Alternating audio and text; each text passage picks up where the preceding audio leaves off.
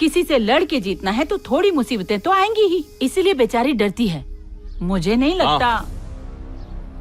मैं सिर्फ उसे नहीं बोल रहा था, यहाँ मौजूद सभी औरतों से कह रहा था, आप बस घर चलाने पर ध्यान दो, देश का ख्याल हम रख लेंगे।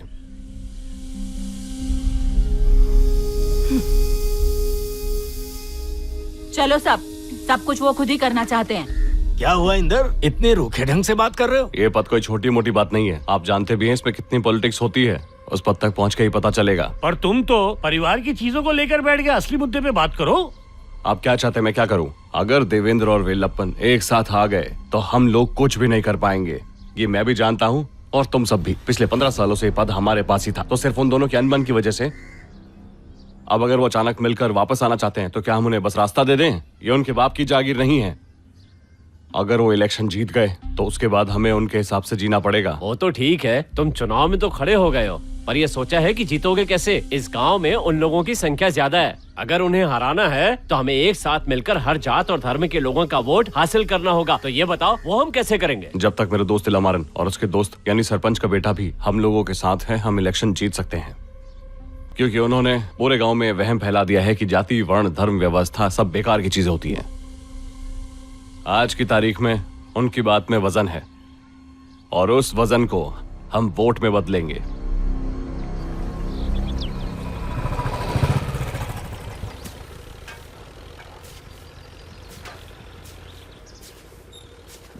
अच्छा किया जो तुम आ गए। मुझे वेलप्पन के बारे में तुमसे कुछ बात करनी थी। तुम तो जानते हो कई बार तुम्हारे और उसके बीच अनबन हुई है, लेकिन उसे गुस्सा तुम्हारे ऊपर है लेकिन निकालता मुझ पर है। दिक्कत यह है कि तुम्हें उसकी बेटी पसंद है। तुमने अपने दिल की आवाज सुनी, फिर उसने खुद यहाँ आकर शादी की बात की। अब तो उसका दामाद होने वाला है। हाँ, तो चाहे तो उसके विचारों का समर्थन कर सकता है, वो तेरी मर्जी। लेकिन अब तू कभी उसके खिलाफ नहीं जा सकता। अगर उसके खिलाफ गया तो फिर उस लड़की को भूल जाना।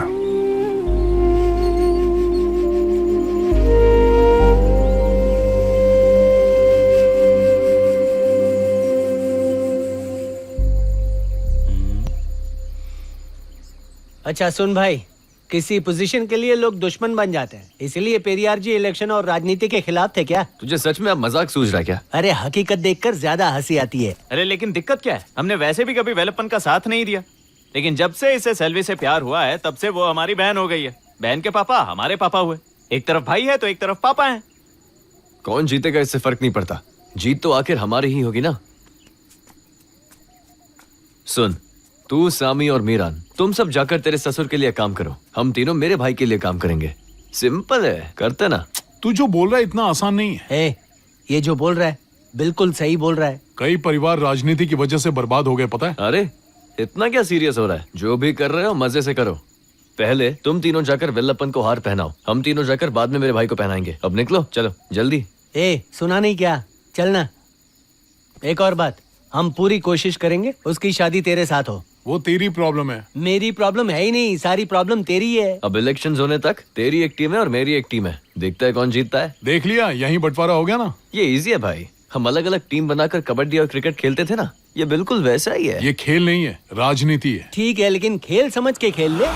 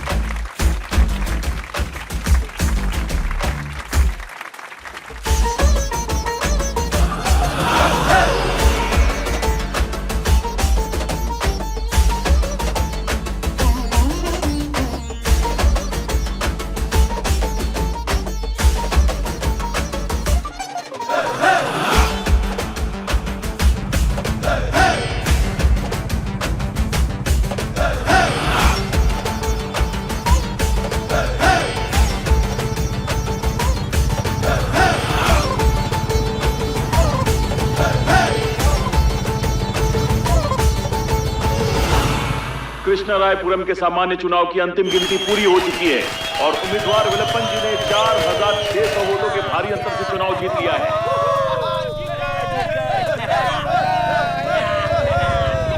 चल बे। क्या रे इतना हेकड़ी से मेरे को पूछता है क्या रे?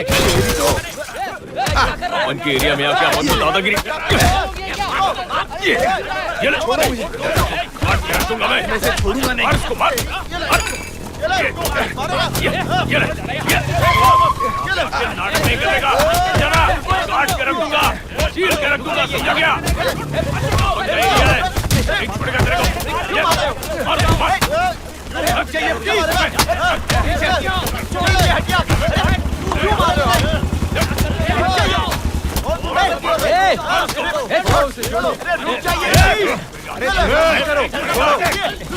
मार कर रहे हो? क्या कर रहे हो? छोड़ना। आपस में क्यों लड़ रहे हो?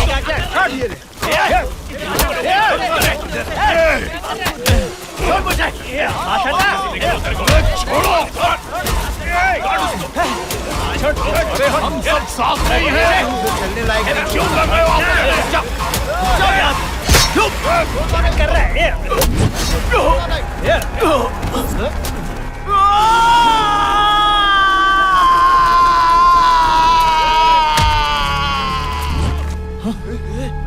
बालन! क्या हो गया?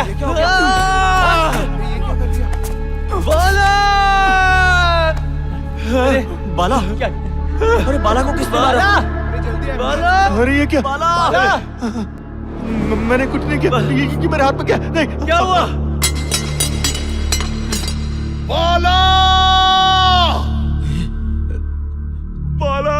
बाला को मार दिया। बाला! मार दिया बाला को। मैंने कुछ नहीं किया।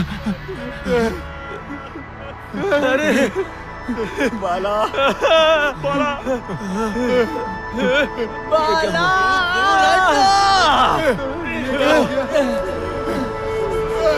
बाला!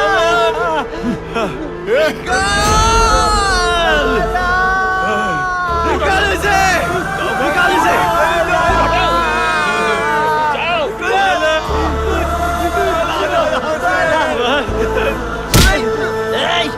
ये क्या किया तूने?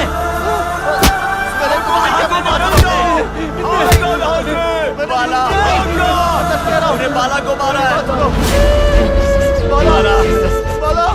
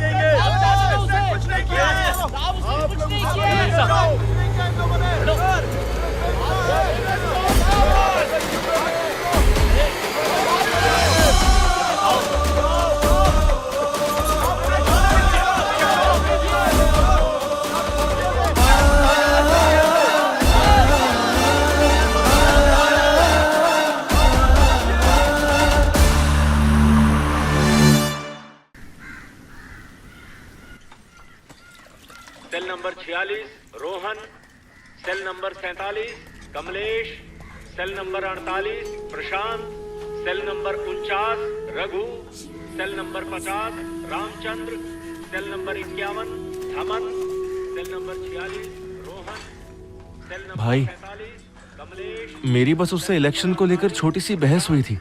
लेकिन क्या इस बात के लिए मैं उसकी जान ले लूंगा क्या? अल्लाह कसम मैं नहीं जानता वो चाकू मेरे हाथ में कैसे आई। मेरा यकीन करो भाई। भैया वो कब से आपका नाम पुकार रहे हैं, आपसे मिलने के लिए लोग आए हैं। क्या जरूरत थी ऐसा करने की? बोल, क्यों ऐसा किया तूने? कैसे हो तुम बेटा? मैं ठीक हूं मामा।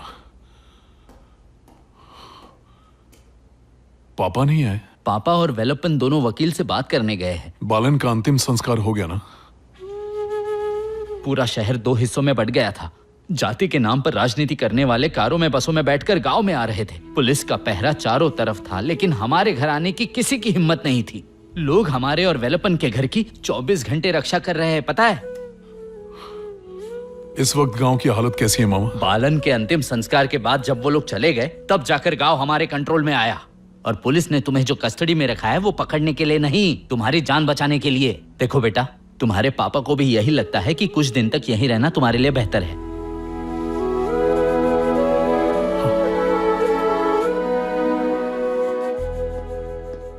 तुझे लगता है कि मैं खून कर सकता हूं? मुझे तो यकीन भी नहीं हो रहा कि बाला अब हमारे बीच नहीं रहा। भाई मेरे, सुनना भाई, क्या सोच रहा है?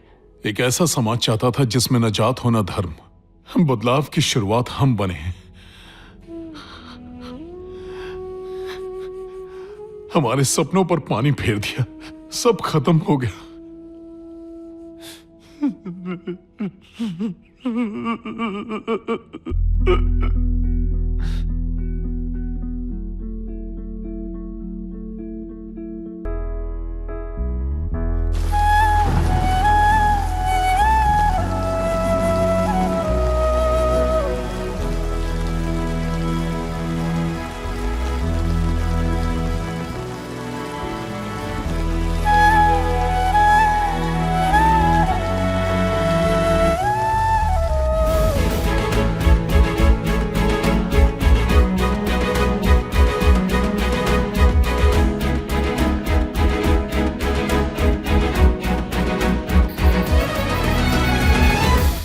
नमस्ते साहब। नमस्ते साहब।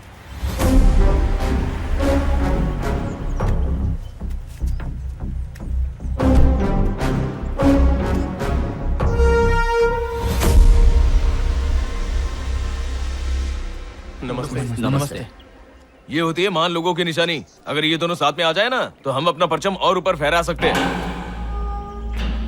ये देखो, अरे वाह, आ गया हमारा शेर। शाबाश। मेरे बाद आ रहा है बाहर। चलो चलो अच्छा चलो, अच्छा है, अल्लाह का शुक्र। अरे वापस आ गया। हे ऊपर वाले, चलो अच्छी कैसा है बात तू है। बेटा? आ जाओ आ जाओ।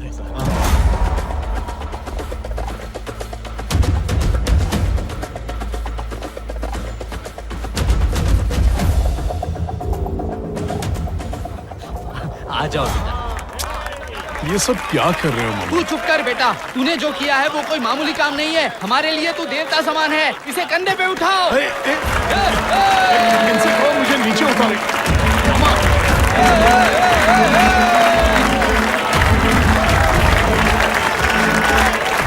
ये लोग अब इसे छोड़ने वाले नहीं है। चंदन लगाकर इसको तो भगवान बनाएंगे, फिर बड़ा सा पुतला बनाएंगे और कबूतर उसको गंदा करेंगे।